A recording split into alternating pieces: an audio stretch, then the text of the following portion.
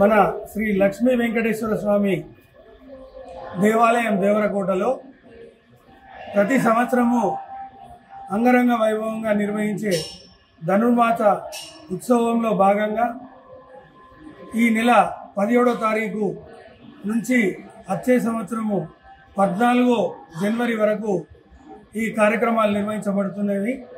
అందులో భాగంగా 23వ తారీఖు వైకుంఠ ఉత్తర ద్వారము ప్రవేశము ఉంటుంది కాబట్టి ఆ రోజు భక్తులందరూ కూడా అధిక సంఖ్యలో పాల్గొని ఆ స్వామివారి కృపకు పాత్రలు కావాలని చెప్పి కోరడం జరుగుతుంది.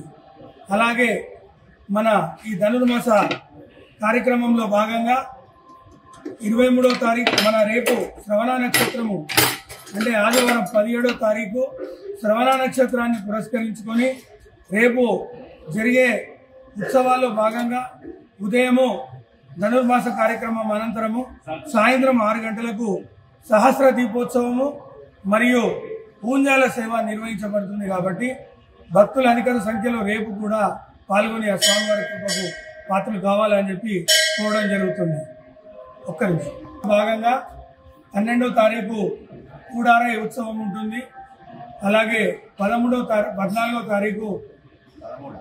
తారీఖు మన గోదాదేవి కళ్యాణం కూడా నిర్వహించడం జరుగుతుంది. కాబట్టి భక్తులు అధిక సంఖ్యలో పాల్గొని మన ఈ కైంకర్యాలకు పూజలకు పునీతులై మీరు పుణ్యం కూడా మనకు ఎంతో వస్తుంది. కాబట్టి ప్రతి ఒక్కరూ ఈ లక్ష్మీ వెంకటేశ్వర స్వామి దేవాలయం దేవరకోటని సందర్శించి ఆ స్వామివారి కృపకు పాత్రలు కావాలని చెప్పి కోరడం జరుగుతుంది. ఓం నమో వెంకటేశాయ.